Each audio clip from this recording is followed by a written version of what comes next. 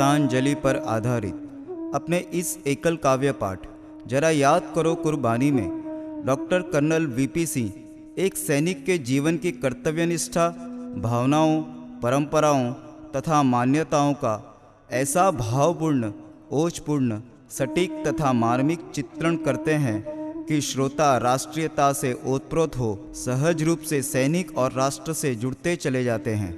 इसकी प्रस्तुति राजभवनों से लेकर सीमाओं तक अनेकों बार की गई है।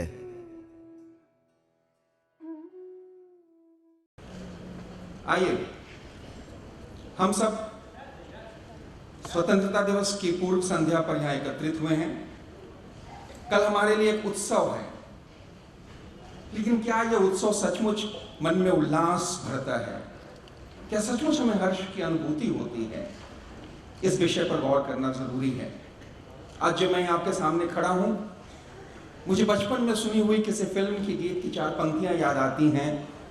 जब शहीदों की अर्थी उठे धूम से, देश वालों तुम आंसू बहाना नहीं, पर मनाओ जो आजाद भारत का दिन, उस घड़ी तुम हमें भूल जाना नहीं।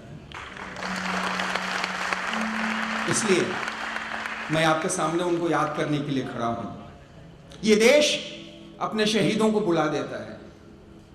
62 की लड़ाई हो, 65 की लड़ाई हो, 71 की हो, 1948 की हो, कश्मीर की हो, 4 दिन हम याद रखते हैं शहीदों को, मोमबत्तियां जलाते हैं, उनकी याद में भूल जाते हैं। और तब मुझे बड़े दर्द के साथ लिखना पड़ता है कि रक्त में यूफान था बस 4 दिन। याद कीजिए सारे युद्धों को, 4 दिन अखबारों में सुर्खियां आती रही, 4 दिन के बाद सब कुछ हाशिए में चला गया। रक्त में यूफान था बस 4 दिन, हर कहीं तूफान था बस 4 दिन, भूल सारे भेद सारे फासले, साथ हिंदुस्तान था बस 4 दिन। टोलियों से भरी राहें 4 दिन, कहीं आंसू कहीं आहें 4 दिन, थामने को बढ़ी बाहें 4 दिन, सरहदों पर थी निगाहें 4 दिन, और 4 दिन में सब बेमानी हो गया। 4 दिन में खून पानी हो गया, मिट गया जो सरहदों की शान में, 4 दिन में वो कहानी हो गया, मिट गया जो सरहदों की शान। कहानी 2 तरह की होती है। एक कहानी जो हम सुनकर 4 दिन में भुला देते हैं, और एक कहानी वो जो पीढ़ी दर पीढ़ी दोहराई जाती है। मेरे शहीद की कहानी वो कहानी है जो पीढ़ी दर पीढ़ी दोहराई जानी चाहिए। मेरा वो शहीद जो कहा करता था कि मैं भारत का एक सिपाही, इतना बस मेरा परिचय है। मैं भारत का एक सिपाही, इतना बस मेरा परिचय है।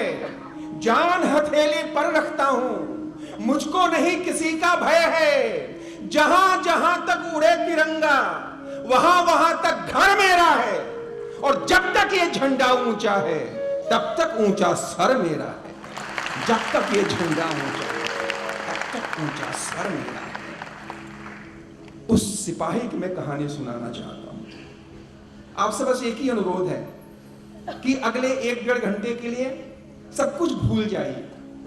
आप किस पद पर बैठे हैं, आपके घर में इस समय क्या चल रहा है, जस्ट केवल उन शहीदों को याद कीजिए।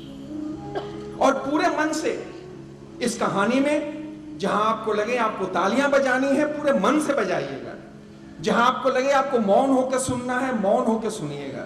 जहां आपको लगे कि आपको आपकी आंखों से कुछ आंसू छलक पड़ना चाहते हैं, तो उन्हें रोकिएगा मत, पूरे मन से जोड़िएगा। इस देश की सबसे बड़ी समस्या है कि हम पूरे मन से कुछ भी नहीं करते, और इसलिए मुझे कहना पड़ता है कि आधे हृदय से मित्रता या शत्रुता दोनों गलत हैं। प्रेम हो या युद्ध हो, भरपूर होना चाहिए। और ये तालियां भी आधी लग रही हैं। आधे हृदय से मित्रता या शत्रुता दोनों गलत हैं।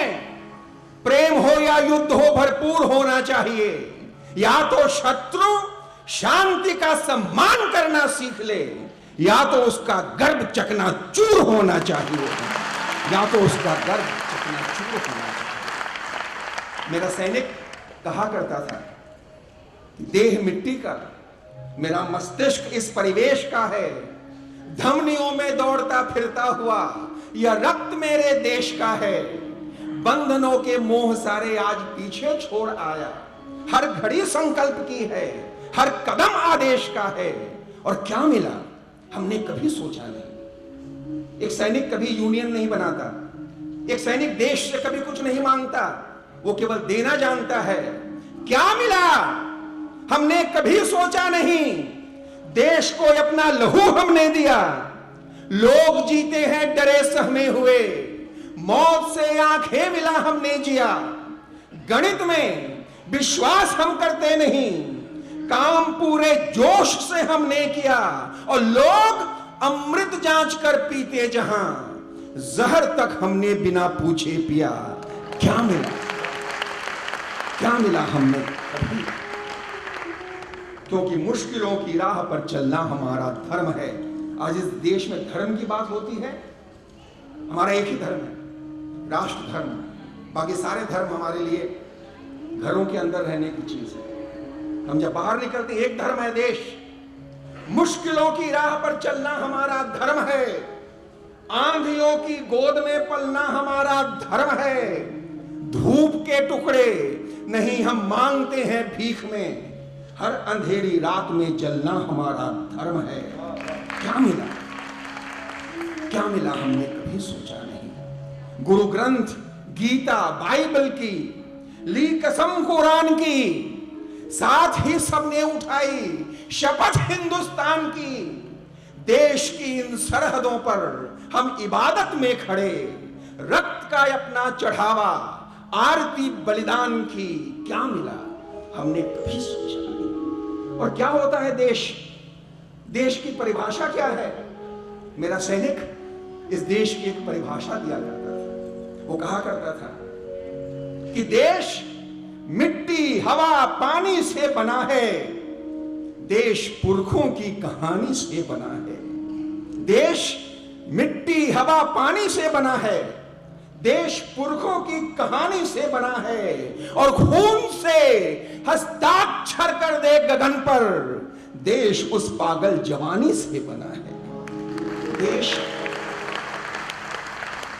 ये आधे मन वाली तालियां हैं।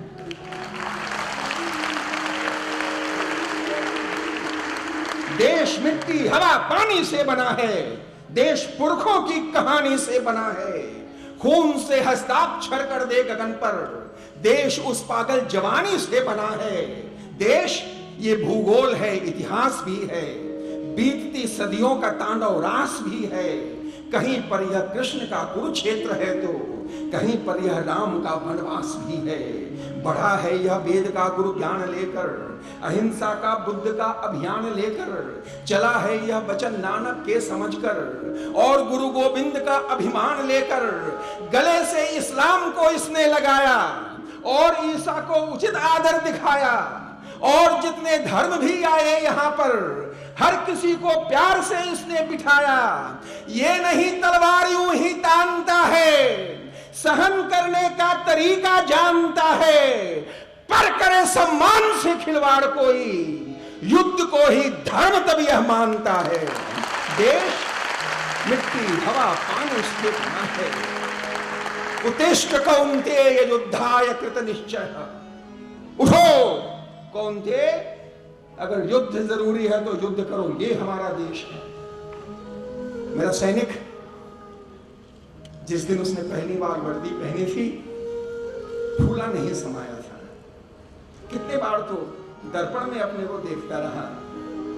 तब उसने कहा कि वर्दी जब चढ़ती है तन पर, सीना खुद ही तन जाता है। क्योंकि हम जब वर्दी पहनते हैं, वर्दी किसी वस्त्र का टुकड़ा नहीं होता। वर्दी होती है इस देश के सम्मान के साथ जुड़ी हुई आस्था। वर्दी है इस देश की इज्जत। और इसलिए मेरा सैनिक कहा करता था, वर्दी जब चढ़ती है तन पर, सीना खुद ही तन जाता है। शपथ वतन की लेकर यौवन, वीरों का पथ अपनाता है। पथरीली राहों पर चलते हो जाते हैं तलवे घायल, दुश्मन का हर वार काटते होती है नस नस में हलचल, चौकी की मर्यादा रखते देह रक्त में संज। वर्दी जब चढ़ती है तन पर, सीना खुद ही तन जाता है। और ऐसे वीरों की गाथाएं रखता है इतिहास सजाकर, और उन्हें आदर देती है दुनिया सारी शीश झुकाकर। प्राण लुटाकर एक सिपाही अमर आत्मा बन जाता है। वर्दी जब चढ़ती है तन पर, सीना खुद ही तन जाता है। मेरे सैनिक ने वर्दी पहनी और निकल पड़ा अपनी ड्यूटी पर, कभी इस सीमा पर कभी उस सीमा पर। और तब उसे लगा कि हर तरफ षड्यंत्रों के अनगिनत तूफान हैं, हर तरफ षड्यंत्रों के अनगिनत तूफान हैं। बह रही पागल हवाएं किंतु हम चट्टान हैं। हम नहीं भयभीत होते समर में संग्राम में, प्राण की बाजी लगाते देश के हर काम में। अन्याय अत्याचार के सम्मुख कभी झुकते नहीं, और राह हो अंगार की फिर भी कभी रुकते नहीं। सरहदों के नाम है जीवन हमारा, देश ही पुरुषार्थ अपना, देश है पूजन हमारा। आरती के गीत सारे देश के ही गा रहे हैं, और हम देश के ही नाम पर आगे बढ़ते जा रहे हैं। हर घड़ी हर दिवस हो उत्कर्ष का, चाहते हम विश्व में सम्मान भारतवर्ष का, चाहते हम विश्व में सम्मान भारतवर्ष का।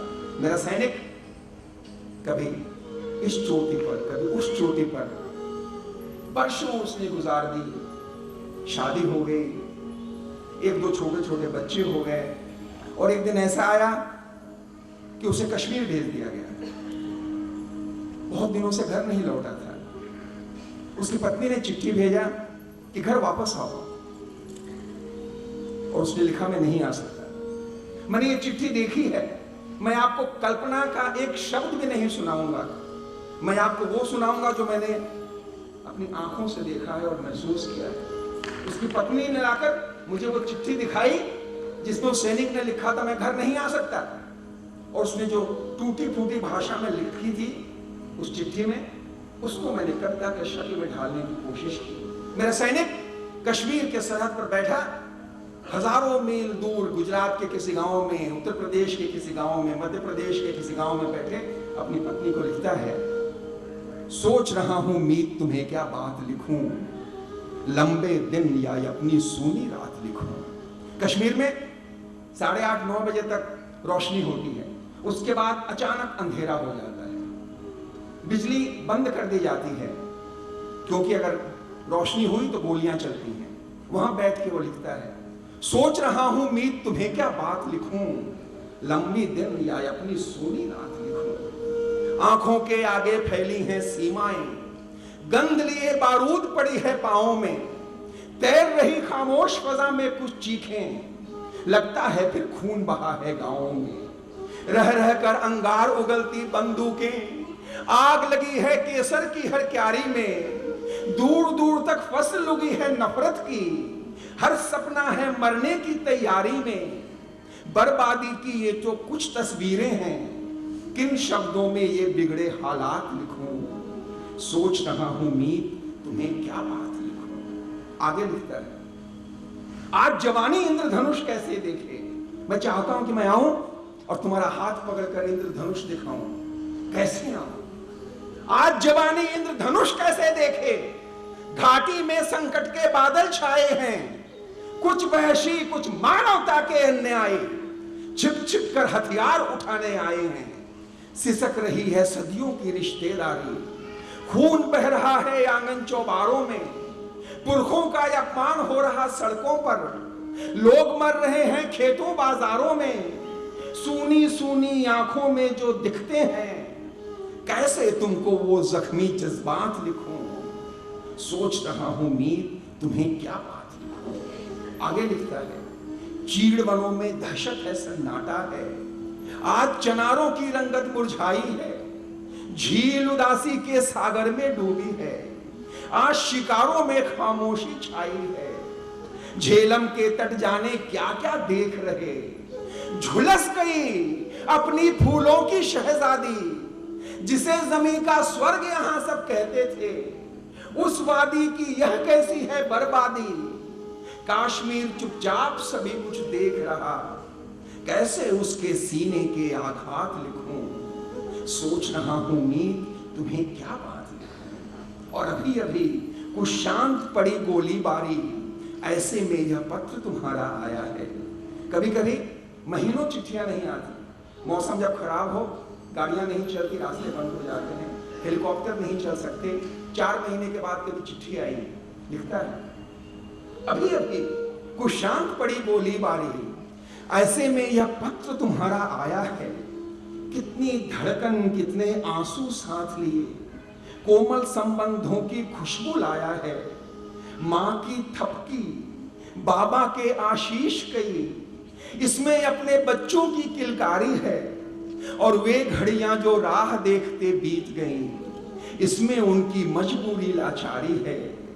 आंसू की बातें हैं, आंसू पढ़ते हैं, आंखों को क्या आंखों की बरसात लिखूं। सोच रहा हूं मीत तुम्हें क्या बात लिखूं। और यादों में आंचल अब भी लहरा जाता, यादों में वो काजल अब भी बहता है। जब मैं घर से आ रहा था, तुम दरवाजे पर खड़ी होकर रो पड़ी थी, और अपने आंचल से जब तुमने अपनी आंखें पोंछी थी तो तुम्हारा काजल बिखर गया था। वो दृश्य यहां पर बैठ के भूल नहीं पाता। यादों में आंचल अब भी लहरा जाता, यादों में वो काजल अब भी बहता है। यादों में आकार उभरते हैं कितने, घर का हर कोना यादों में रहता है। शाम ढले जब सो जाती है परछाई, बालों को उंगली अब भी छू जाती है। पास चली आती है वे प्यासी रातें, यादों में हर बात पुरानी आती है। लिख दूं तुमको रेशम सी कोमल घड़ियां, उड़ती खुशबू या की झड़ते पात लिखूं। सोच रहा हूं मीत तुम्हें क्या बात लिखूं। और इतनी प्यार की बातें करने के बाद अब वो बताता है कि मैं क्यों नहीं आ सकता। और लिखता है कि वापस आकर काम बहुत से करने हैं, रिश्तों का भी फर्ज निभाना बाकी है। मैं जानता हूं घर पे बूढ़ी माँ है, उसकी दवा लानी है। मैं जानता हूं बाबा बूढ़े हैं, उनके लिए कहीं जाना है। मैं जानता हूं कि बच्चों को स्कूल ले जाना है, लेकिन कैसे आऊं मैं। वापस आकर काम बहुत से करने हैं, रिश्तों का भी फर्ज निभाना बाकी है। पर उससे भी बढ़कर अपने जीवन में इस माटी का कर्ज चुकाना बाकी है। और सोचो वापस आकर काम बहुत से करने हैं, रिश्तों का भी फर्ज निभाना बाकी है। पर उससे भी बढ़कर अपने जीवन में इस माटी का कर्ज चुकाना बाकी है। और सोचो जब सब अपनी खुशियों की सोचेंगे तो भारत की पीड़ा कौन मिटाएगा। और सब बैठेंगे घर की 4 दीवारी में तो सरहद पे मस्तक कौन चढ़ाएगा। सोचो हम जब घर में ईद, होली, दिवाली मनाते हैं, हम भूल जाते हैं कि कोई वहां है जिसने वर्षों से ईद, होली, दिवाली नहीं मनाई है, जिसने अपने बच्चों को बड़ा होते हुए नहीं देखा है। हम भूल जाते हैं। वापस आकर काम बहुत से करने हैं, रिश्तों का भी फर्ज निभाना बाकी है। पर उससे भी बढ़कर अपने जीवन में इस माटी का कर्ज चुकाना बाकी है। और सोचो अगर सब अपनी खुशियों की सोचेंगे तो भारत की पीड़ा कौन मिटाएगा। और सब बैठेंगे घर की 4 दीवारी में तो सरहद पे मस्तक कौन चढ़ाएगा। शिकन पड़ी है आज वतन के माथे पर, ऐसे में क्या सपनों की बारात लिखूं। सोच रहा हूं मीत तुम्हें क्या बात लिखूं। अंत में लिखता है कि अपनी माँ के बेटे तो सब होते हैं, दुनिया में कौन है जिसे माँ ने जन्म न दिया हो। कौन माँ है इस दुनिया में जो नहीं चाहती कि शाम ढले मेरा बेटा घर चला आए, किसी खतरे से रूबरू ना हो, उसे कोई तकलीफ ना पहुंचे। लेकिन एक सिपाही जब उसे ये बड़ी माँ, जिसे हम धरती माँ, जिसे हम भारत माँ कहते हैं, जब उसे वो माँ बुलाती है ना तो अपनी माँ बहुत छोटी हो जाती है। और इसलिए वो कहता है कि अपनी माँ के बेटे तो सब होते हैं, हम धरती के बेटे हैं तैनात यहाँ, और अपने हक की बातें तो सब करते हैं, भारत माता की होती है बात यहाँ। कुछ तो है जो हमें खींच कर लाई है। हम स्वेच्छा से प्राण लुटाने आए हैं, साथ हमारे यह नन्हा सा जीवन है। हंसते हंसते भेंट चढ़ाने आए हैं और शपथ उठाई है कर्तव्य निभाने की। इस माटी को प्राणों की सौगात लिखूं, सोच रहा हूं मैं तुम्हें क्या, सोच रहा हूं तुम्हें क्या। लेकिन उसके पास चिट्ठियां आती नहीं। अभी कारगिल का संघर्ष शुरू नहीं हुआ था, लग रहा था कुछ होने वाला है, कुछ हुआ नहीं था। उसके कमांडिंग ऑफिसर ने उसे बुलाकर कहा कि तुम्हारी बार बार चिट्ठियां आ रही हैं, जाओ। उस दिन घर हुआ, वो सैनिक घर आता है और जब गांव का एक सिपाही घर लौटता है तो सारा गांव चमक पड़ता है। चौपालें रौनक से भर उठती हैं, लोगों के मन में खुशियों की एक लहर दौड़ जाती है। मेरा सिपाही भी जब अपने गांव आया, शाम को चौपाल में सब लोगों ने